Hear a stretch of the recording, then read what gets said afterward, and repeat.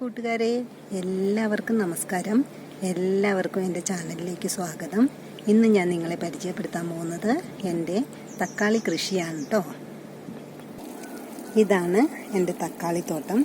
തക്കാളി ഞാനൊരു സൈഡ് വഴിയാണ് നട്ടു കൊടുത്തിരിക്കുന്നത്. അപ്പം ഞാൻ വേറെ കൃഷിയുടെ സൈഡ് വഴിയായിട്ട് നട്ടാണ് ഇത് ചെയ്തുകൊണ്ടിരിക്കുന്നത്.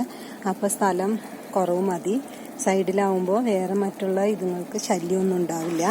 ഇപ്പോൾ ഇത് നട്ട് കുറച്ച് നാളായിട്ടുള്ളൂ. ഇപ്പോൾ പൂക്കളും കായ്ക്കളും ഒക്കെ ആയിട്ട് നിറഞ്ഞു വന്നുകൊണ്ടിരിക്കുന്നതാണ്. ഇതിൽ നിങ്ങൾക്ക് കാണാൻ ചെറിയ കായ്കളും പൂക്കളും ഒക്കെ വന്നിരിക്കുന്നത്. എൻ്റെ അടുത്ത് ഇത് 2 സൈസ് തക്കാളികളും ഉണ്ട്.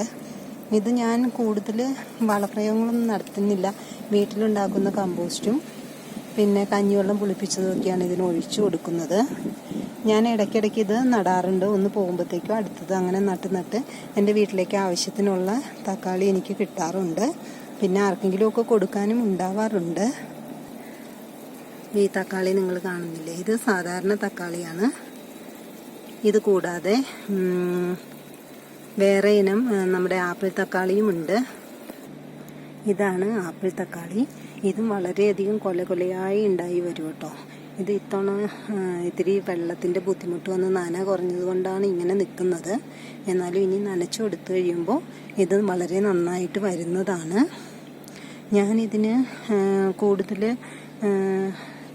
വിത്ത് വാങ്ങിക്കുന്നൊന്നുമില്ല. ഞാൻ വീട്ടിൽ സാമ്പാറിന് നമ്മൾ കറിക്ക് വേണ്ടിയിട്ട് തക്കാളിയൊക്കെ വാങ്ങിക്കുമല്ലോ, അതിൽ നല്ല പഴുത്ത തക്കാളി നോക്കിയെടുക്കും. എന്നിട്ട് അതിൻ്റെ വിത എടുത്ത് ഉണക്കും. ഇതേപോലെ തക്കാളിയുടെ വിത ഞാൻ ഉണക്കിയെടുക്കുകയാണ് ചെയ്യുന്നത്. വീട്ടിൽ കൊണ്ടുവന്ന് സാമ്പാറിന് എടുത്തപ്പോൾ ഞാൻ അതിൽ നിന്ന് എടുത്ത് വച്ചതാണ്. എന്നിട്ട് ഇത് ഉണക്കിയിട്ട് ഞാൻ നടുന്നത് നമ്മുടെ ചെടി നിൽക്കുന്ന ചട്ടികളിലൊക്കെ ഇട്ട് വയ്ക്കും. ഇത് കണ്ടോ, ഇതുപോലെ ചട്ടിയിൽ മുളച്ച് വന്നു കഴിയുമ്പോൾ ഞാനത് പറിച്ച് നടുവാണ് ചെയ്യുന്നത്. അത് താഴെയൊക്കെ പറിച്ച് നടാറുണ്ട്. അതുകൂടാതെ ഞാൻ ഗ്രോ ബാഗിലും ഇത് കണ്ടോ, ഗ്രോ ബാഗിലും നിറച്ച് വളരെ നന്നായി പിടിച്ചു വരാറുണ്ട്. ഇതിപ്പോൾ പൂത്ത് തുടങ്ങി. നമുക്ക് ആവശ്യത്തിനുള്ള പച്ചക്കറികളുടെ കൂട്ടത്തിൽ ഈ തക്കാളിയും നമുക്ക് വീട്ടിലേക്ക് ആവശ്യത്തിന് കിട്ടുന്നതായിരിക്കും. ഇത് ഒരു സാധാരണ തക്കാളിയാണ്. ഇത് ഞാൻ ചെടിയുടെ ഇടയ്ക്ക് നട്ടു കൊടുത്തിരിക്കുന്നതാണ്. അതുകൊണ്ട് എല്ലാവരും സ്ഥലപരിമിതിയൊന്നും ഇതിന് പ്രശ്നമല്ല. നമ്മുടെ ചെടി നടുന്നതും അത് പൂന്തോട്ടത്തിലുമൊക്കെ നല്ല ഭംഗിയായി കുലച്ച് നിൽക്കും. ഇത് ഞാൻ എൻ്റെ റോസ ചെടികൾക്കിടയിൽ നട്ടു കൊടുത്തിരിക്കുന്നതാണ്. ഇത് കണ്ടോ, ഒരു തക്കാളിയൊക്കെ പഴുത്തൊക്കെ തുടങ്ങി. ഇത് പാകമായാലും എനിക്ക് പറിച്ചെടുക്കാമല്ലോ.